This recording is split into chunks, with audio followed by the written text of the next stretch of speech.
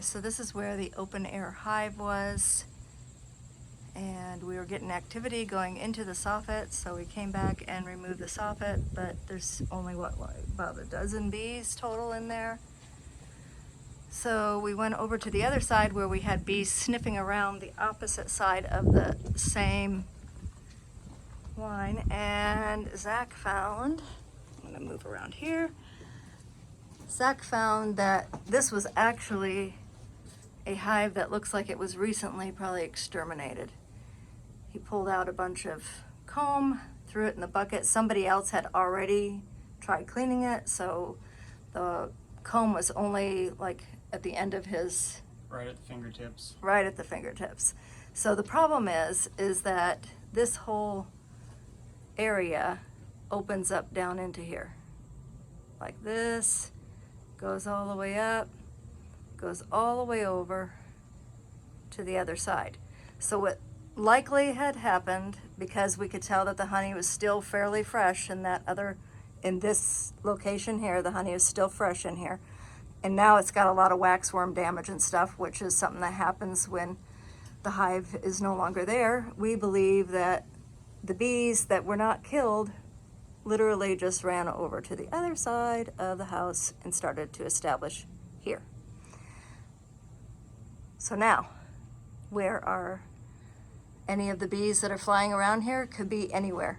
We applied smoke and a really stinky substance inside this area, and we got maybe, 10 more bees over on this side. So we're literally not seeing any more bees, but here's the problem. They could have actually ran to the opposite side of the house. That's the way this roof is built.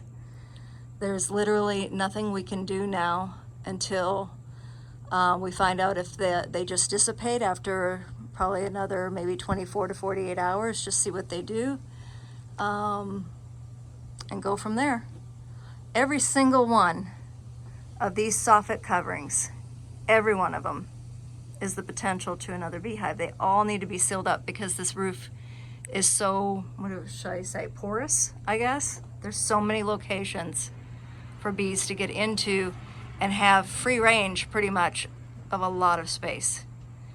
Literally, if they get into this column again, we would probably have to go in from the inside.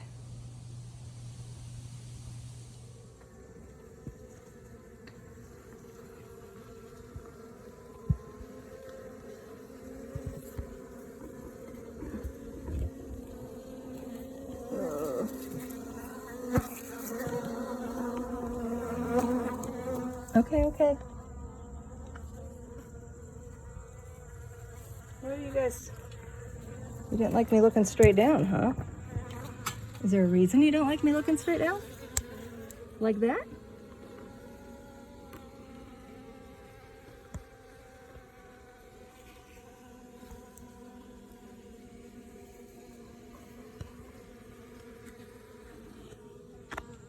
Okay.